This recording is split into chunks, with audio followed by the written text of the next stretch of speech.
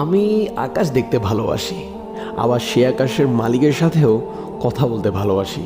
তবে আমার সে কথার ধরন একেবারে ভিন্ন। সৃষ্টি জগতের কারোর সাথেই আমি তেমন করে ভাব জমাতে পারি না, তবে কেবল তার সাথেই আমি মুখের নয় অন্তরের ভাষায় কথা বলতে পারি। এই নগরের ইমারতগুলোর প্রতি জমেছে আমার বেশ অভিমান। শেষ কবে যে তারকা গুনেছি, মন ভরে পূর্ণিমা ছুঁয়েছি, আর নয়ন ভরে মেঘরাশিগুলো দেখেছি মনেই নেই। মাঝে মাঝে ভীষণ মন খারাপ হয়, তবে কাউকে মনের যন্ত্রণাগুলো বলতে পারে না, কারণ তেমন শোনার মতো ফুরসতই নেই কারো। ঠিক তখনই চক্ষু কৌঠরে জমে থাকা নোনা আহ্লাদি জলগুলো বের হতে চাইলেও আমি বাদ টেনে দিই। তখন জানালার গ্রিলের ফাঁকে দালান কোঠার ভিড়ে ওই আধখানা যে আকাশটুকু দেখা যায়, সেখানে তাকিয়ে নিশ্চুপ থাকি। চারদিকে এত শত কোলাহল থাকার পরও এক নীরব স্তব্ধতা ছেয়ে আসে। আমার অন্তরের প্রতিটি কথা কে যেন খুব যত্ন সহকারে শুনে, আর চুপিসারি বলে, লা তাহজান ইন্নাল্লাহা মা'না। তুমি হতাশ হইও না, আল্লাহ আমাদের সাথে আছেন। সূরা তাওবা আয়াত নাম্বার 40।